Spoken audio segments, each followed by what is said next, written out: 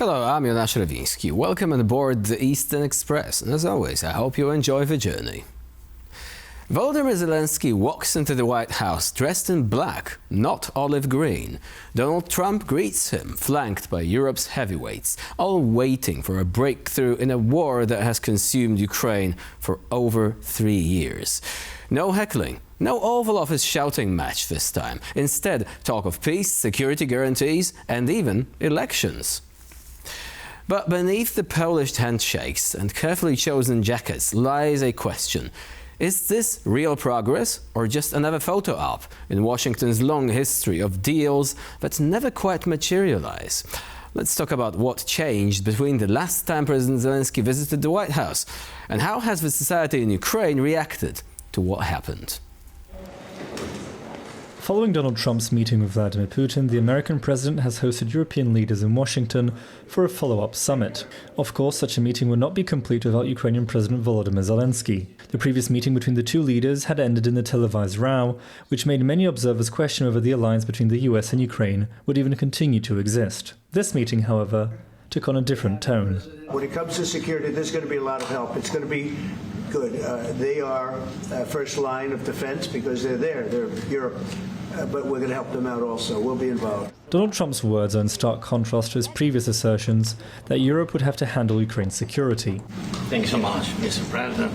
If I can, first of all, thank you for invitation and thank you very much for your efforts, personal efforts to stop killings and stop this war. For the European NATO members, this change in policy probably comes as a relief, although an actual peace treaty still seems like a far-off dream due to the incompatibility of Ukrainian and Russian demands. At the very least, this time round, the future seems just a little bit brighter. And now we're zoning in on the East-splaining portion of our show. One of the main reasons why a peace deal has been so difficult to reach between Russia and Ukraine has been the incompatible conditions of both sides. Russia, as the invader, seeks to cripple Ukraine with its demands for territory, while Ukraine cannot give up land it has bled to protect.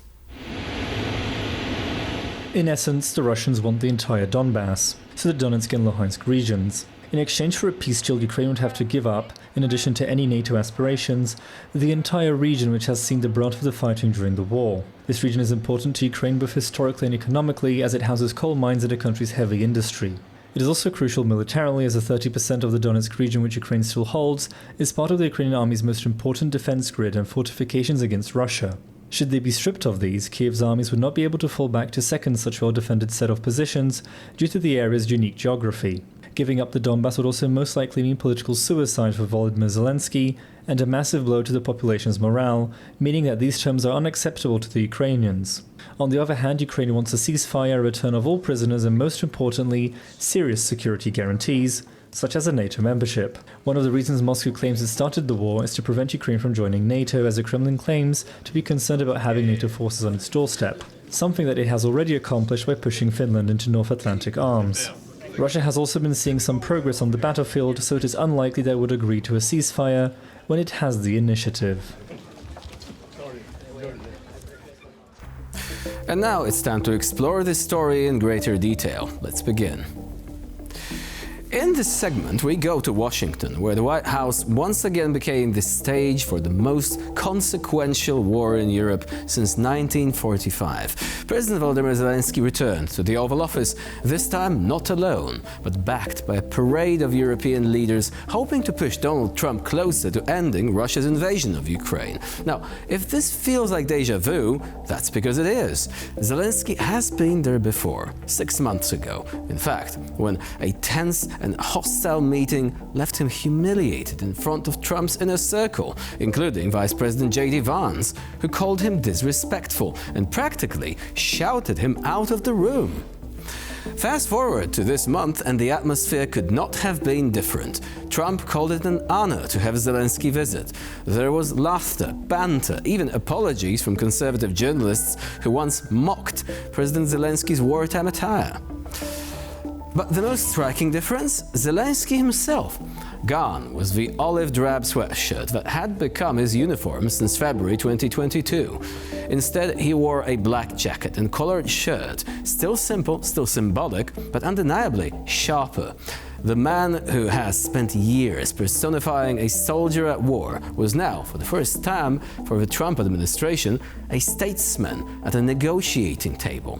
Fashion diplomacy may sound trivial, but in politics, appearances matter. In February, Zelenskyy was dismissed as a beggar in fatigues. No matter how harsh it sounds, this is what the Americans actually thought, even if we say they were not correct. This is still a fact, right? In August, he was treated as a partner in tailored black. Of course, appearances only go so far, so what about the substance? And this is Donald Trump we're talking about here, the same man who just days earlier stood beside Vladimir Putin in Alaska, trying and failing to secure a ceasefire. The same man who now openly repeats Putin's talking points every now and then, like insisting that a ceasefire isn't even necessary before a peace deal takes place. So let's be clear, Trump is not suddenly Ukraine's #1 savior. His language was vague, his promises conditional, and his message carefully hedged. Yet the United States would be involved in protecting Ukraine after a deal. This is what he said. But how, you may ask? Through weapons, intelligence, a NATO-style guarantee.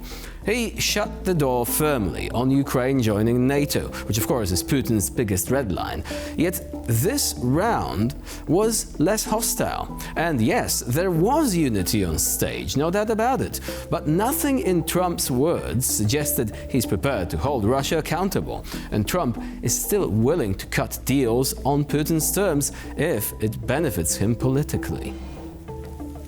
So, what did the meeting really deliver? Not a breakthrough, but a reset of sorts. For Ukraine, the challenge is clear. Keep the West united, keep Trump engaged, and never mistake polite smiles for actual guarantees. For Europe, it's about ensuring America doesn't sell out Ukraine for a headline. And for Trump, it's about proving he can do what no other president has done before: force peace between Kiev and Moscow.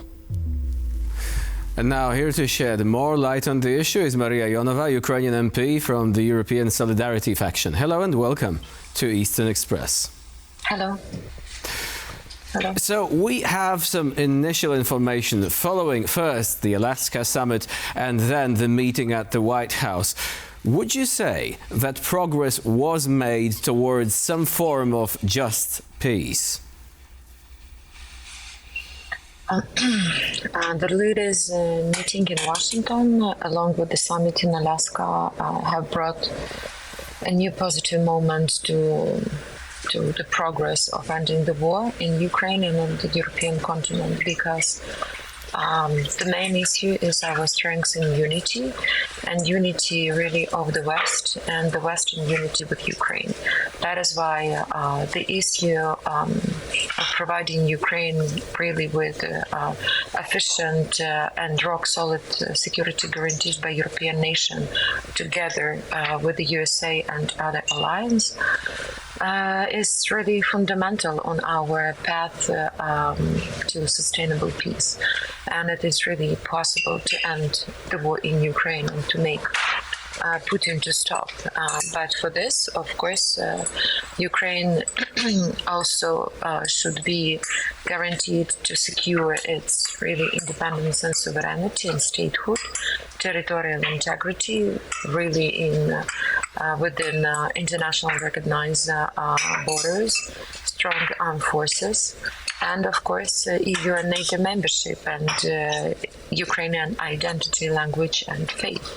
And I can tell you that even if we hear now that some membership is not possible, it will be possible soon, because we also know our homework, which we have to do. And political will, it is changing, so we shouldn't take attention what Putin wants. It's about Ukrainian nation, and it's about stability in European continent, And that is why I think it's also to restore international law. It's also possible through the justice and, of course, membership of Ukraine in NATO and EU. So these are the crucial issues, right? The crucial issues that you've mentioned, but many of them have been so far called into question.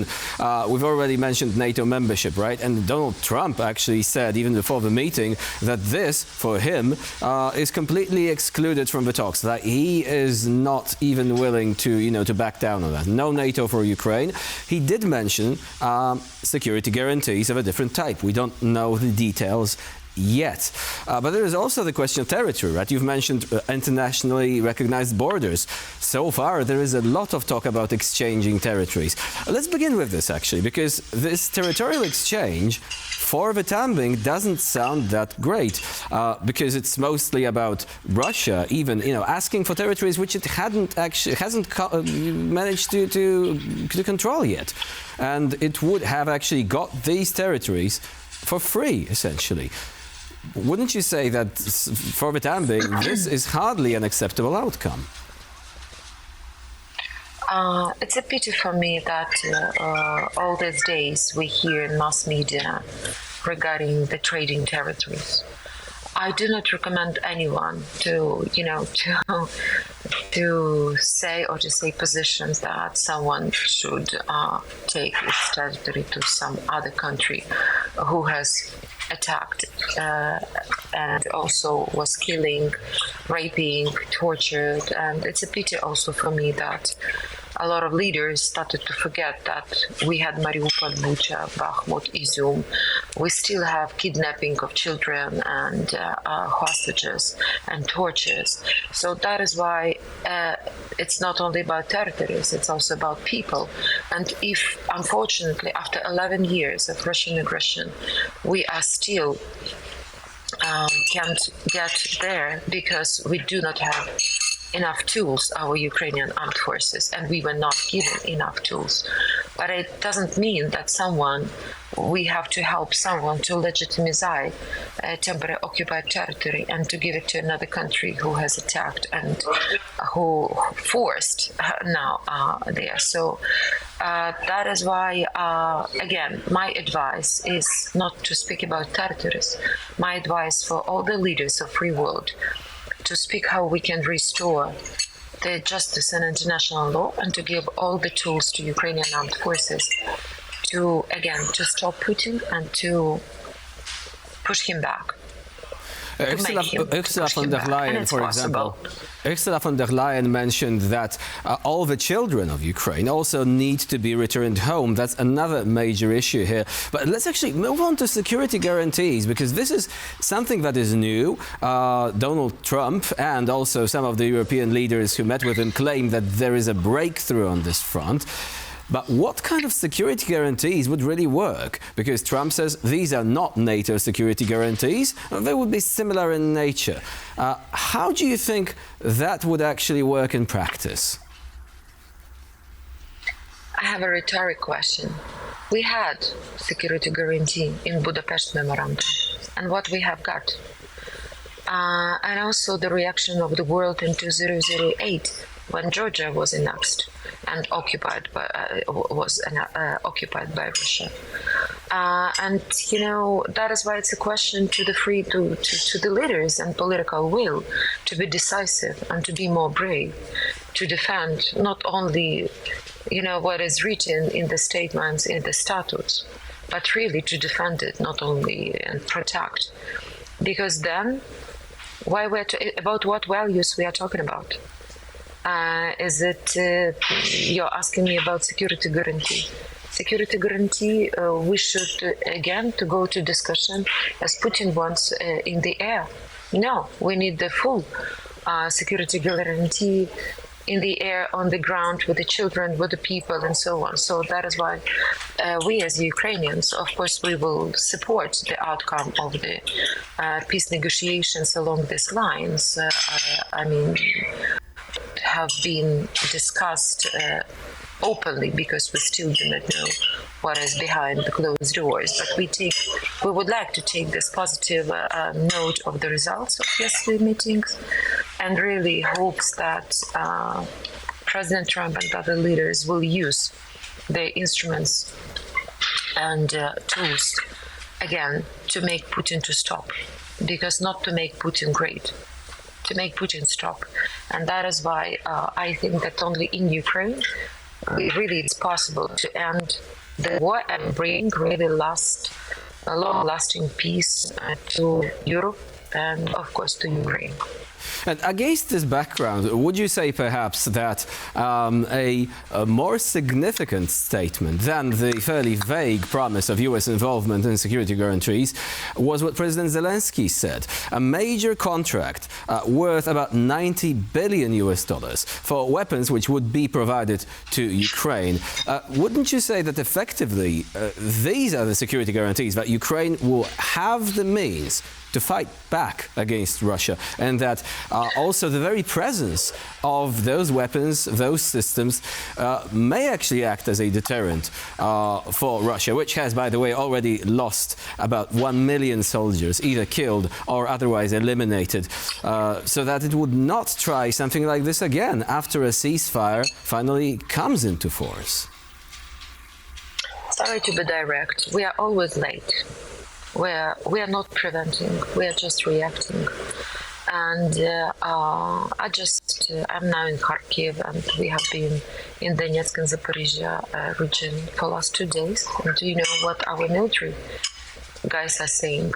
That they would like us, Ukraine, to be a nuclear country again, because this is the security guarantee for our country.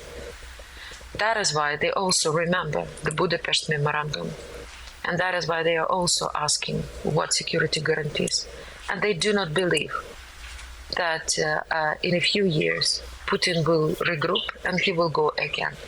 Because he is open in all his speeches that he would like to restore the borders of NATO 1997.